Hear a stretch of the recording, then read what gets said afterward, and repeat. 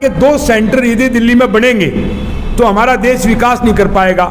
तो केजरीवाल एक कॉन्फ्लिक्ट की राजनीति करता है। तो ऐसी ताकतें जो विभाजनकारी ताकतें हैं उनको सिर उठाने का मौका मिलेगा।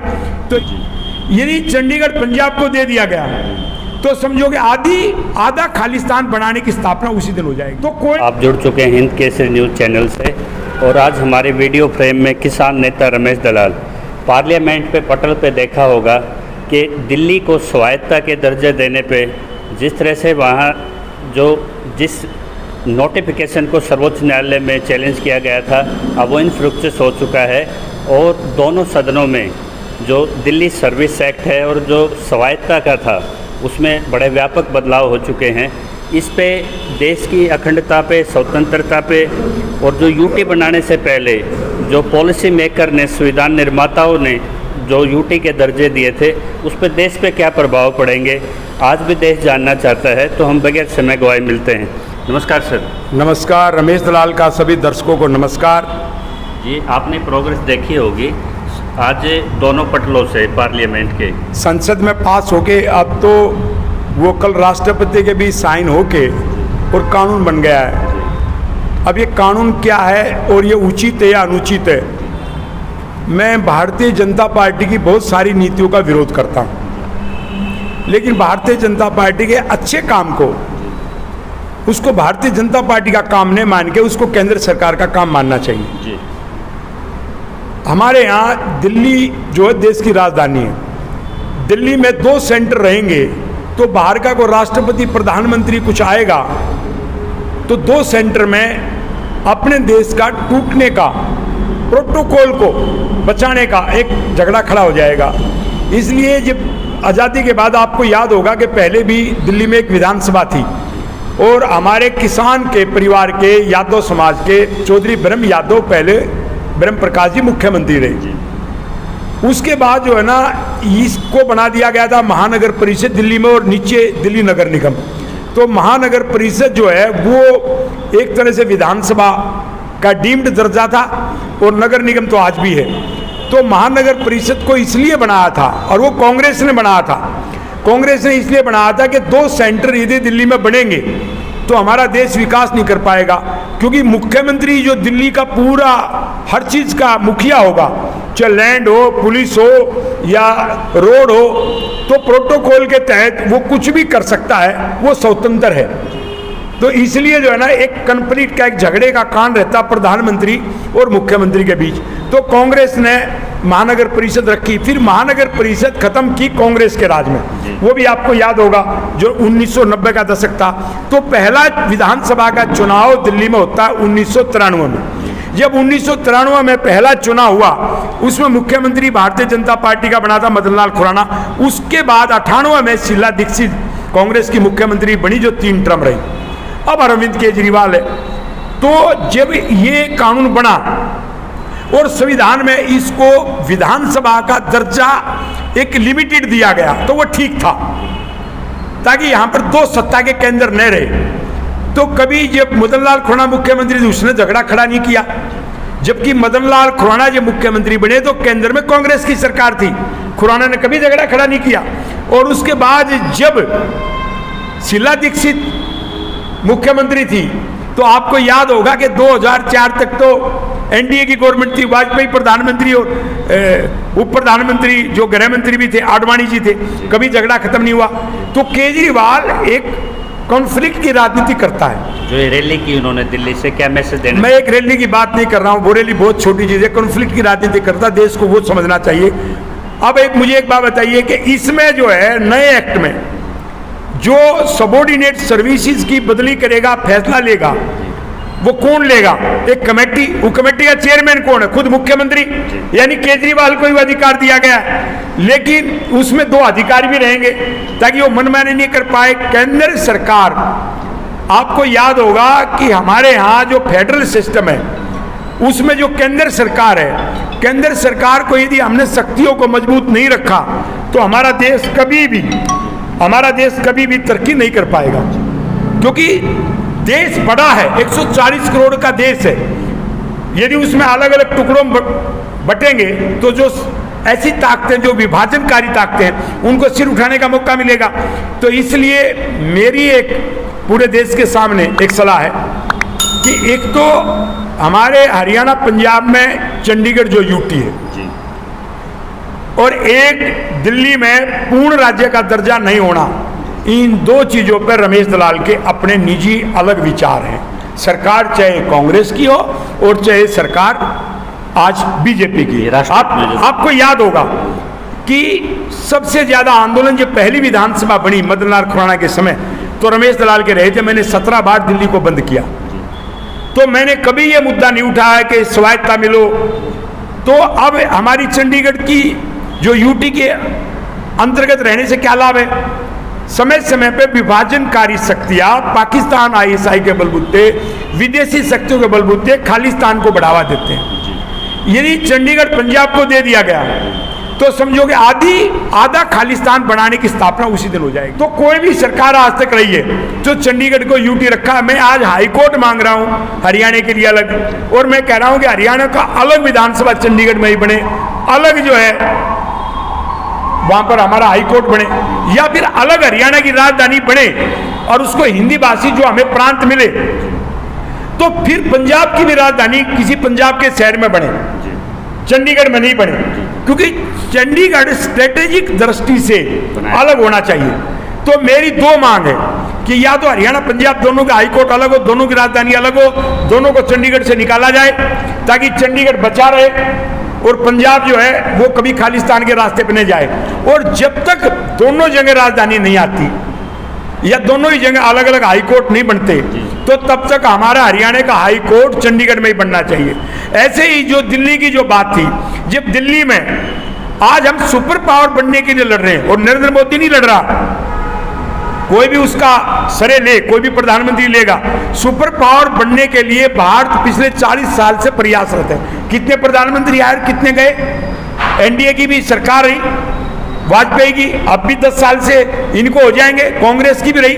तो कोई पार्टी ये कहे कि हमने ही किया है, देश हित में ठीक नहीं है। तो 40 साल के अथक प्रयास से आज हम जो दुनिया के गिने चुने कुछ देश है उनकी बराबर की शक्ति में आ गए।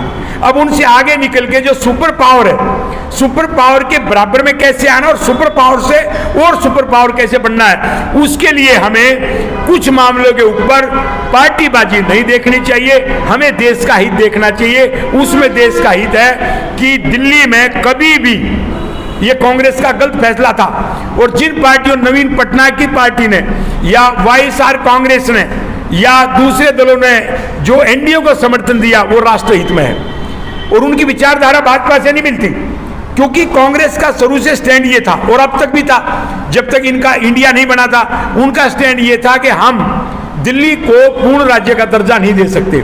तो आज उनको अपना स्टैंड चेंज नहीं करना चाहिए था, देश में उनकी इज्जत बढ़ती। कर वो राजनीतिक मामला, मुझे एनडीए से, इंडिया से कुछ लेना देना नहीं, मैं गठबंधन की बात कर रहा हूं। लेकिन जो ओरिजिनल इंडिया है, जिसके हम सब वासी हैं, हम सब नागरिक का हमारा कर्तव्य बनता है कि हम वही बात बोलें जो देश हित में हो। इसलिए कभी भी पूरा दर्जा राज्य का दिल्ली को देना, देश की अस्मिता, देश के विभाजन की तरफ, देश की एक जो बाहर के लोग आएंगे उनमें प्रधानमंत्री की या विदेश मंत्री की शक्ति को कम करने का प्रयास होगा। और जिस दिन जो मैंने बताया चंडीगढ़ केंद्र शासित प्रांत रहना चाहिए, और चंडीगढ़ केंद्र शासित प्रांत रहेगा तो खालिस्तान बनने पर लगाम लगी रहेगी। तो ये फैसला राष्ट्रहित में है, ये राष्ट्रहित में है और मैं राष्ट्रहित को तवज्जो देता हूं। लेकिन राष्ट्रहित में सारे ही काम एनडीए कर रहा हो, मैं उससे सहमत नहीं हूं। एनडीए के मैं इस काम से सहमत हूं, लेकिन एनडीए ने कितने उस प्रकार के जो काम हैं जिनसे हमेशा मेरी असहमति और रहेगी। उदाहरण के रूप में मैं एक बात कहना चाहता हूं, आज मैं किसानों के पूरे देश में लड़ाई लड़ता हूं। जमीन अधिग्रहण के मामले में सबसे घपला कांग्रेस ने किया, वही घपला एनडीए ने, बीजेपी ने कर रखा है। उसके बाद जो किसान का मामला, मैं एक सवाल पूछता हूं कि आज लगभग 22 लाख करोड़ रुपए से ऊपर किसानों के ऊपर कर्ज हो गया, क्योंकि किसान क्रेडिट कार्ड की पॉलिसी को अच्छे ढंग से नोटिफाई नहीं किया गया। तो आम जो किसान है वो कर्जवान बन गया और कई गुना बढ़ गया जब से ये गवर्नमेंट आई है। तो यदि कोई ये कहे कि हमने किसान का बहुत भला कर दिया एनडीए, तो मैं सहमत नहीं हूं। लेकिन कांग्रेस ये कहे कि हमने भला किया था और हम आगे आगे भला करेंगे, तो फिर भी रमेश दलाल सहमत नहीं है। क्योंकि इसी रमेश दलाल ने जमीन अधिग्रहण 2013 कानून बनवाने के लिए इसी रोहतक हरियाणा में जेल भरो आंदोलन चलाया था। और हमारे उस आंदोलन की वजह से और देश में अलग अलग जगह जो हमें देख करके आंदोलन चले, जब 2013 का कानून किसानों के जमींदारों के हित में आया था।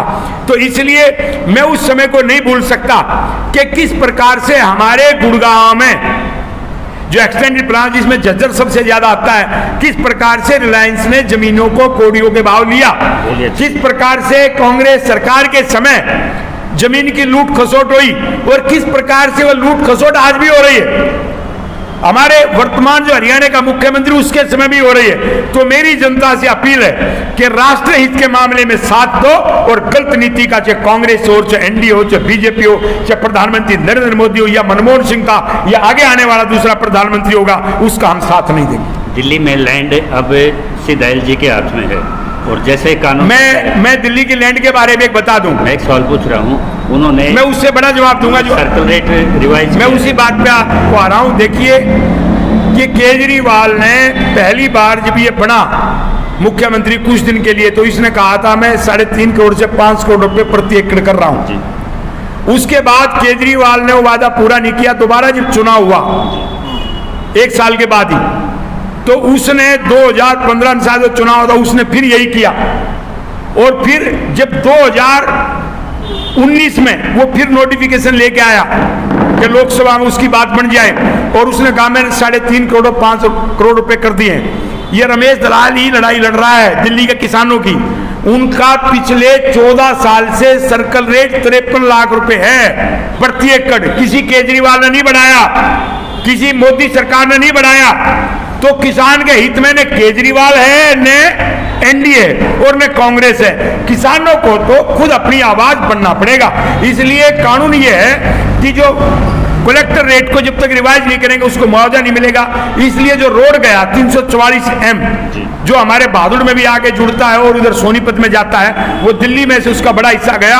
और वो जो द्वारका एक्सप्रेस वे जुड़ा, जो दिल्ली बम्बई एक्सप्रेस वे उसको टच कर रहा है, रोहतक और सोनीपत को टच करवा रहा है, बाहरी दिल्ली को टच करवा रहा है। उस रोड में जो मुआवजा मिला है वो 53 लाख रुपए प्रति एकड़ के हिसाब से दिल्ली वालों को मिला है। तो जो 3 करोड़, तो इसलिए इससे बड़ा तो धोखा है और क्या होगा। तो इससे बड़ा स्पष्टीकरण नहीं। आपकी बात का जवाब इसी में आ गया। मैं देश के किसानों से, पूरे देश के, मैं एक बात कहना चाहता हूं कि किसानों को जागरूक होना चाहिए। सर छोटू राव ने एक बात सही कही थी कि भोले किसान एक तो दुश्मन को पहचान ले, बोलना सीख ले। आज भी तुम दुश्मन को नहीं पहचान पाते। जब एक पीटता है तो दूसरे के साथ चले जाते हो, दूसरी पार्टी पीटती है तो फिर पहले वाले के साथ चले जाते हो। तो इसलिए हमारे समाज को जागरूक होना पड़ेगा और समाज की कमी की वजह से किसान आज के दिन दुखी हो रहा है। तो ये मजबूरी में बढ़ाया हुआ सर्कल रेट है, कहीं 3 करोड़ कहीं 5 करोड़। ये अभी जो बढ़ाया है इसकी पूरी मान्यता कहाँ मिल रही है? तो अभी भी फिर हवा में। तो आपकी क्या मांग है? एक समान होना चाहिए 5 करोड़ पूरी। मैं अभी दिया ही नहीं है, अभी खाली घोषणा तक है। ये घोषणा तो पिछले कई सालों से कर रहा है। पहले वो मुआवजा देना उस जमींदारों का। मैं कह रहा हूँ 5 करोड़ छोड़ो, 3.5 करोड़ के हिसाब से दे। 4 गुना में मुआवजा मिलता है, 3.5 करोड़ से 14 करोड़ रुपए प्रति एकड़ हो गया। दिल्ली के किसानों को देना, ये फालतू के ड्रामे हैं और सभी पार्टियां करती रहती हैं। तो इसलिए मैं तो किसान की जो सही बात है उसको उठाता हूँ। जय हिंद और नमस्कार। इसको राष्ट्रीयता की परख पे जिस तरह किसान रमेश दलाल ने बड़ा सवाल उठाया है कि ये मजबूरी में जो 3.5 से 5 करोड़ घोषणा हुई है, उससे पहले जो राष्ट्रीय राजमार्ग में उसमें 53 लाख जो सर्कल रेट से किसानों की ज़मीन छीने गई, पहले उन किसानों के साथ इंसाफ हो और राष्ट्रीयता, संप्रभुता और देश की अखंडता के लिए यूटी की स्वायत्ता हमेशा केंद्र की उसमें सर्वोपरियता होनी चाहिए। क्यों होनी चाहिए? इन्होंने एक ही चीज़ आपके सामने खोल के रख दी है। इसमें जो भी आपके विचार हैं वो कमेंट्स बॉक्स में डालिए। ज़्यादा से ज़्यादा लाइक शेयर एंड सब्सक्राइब कीजिए। जय किसान, जय जवान।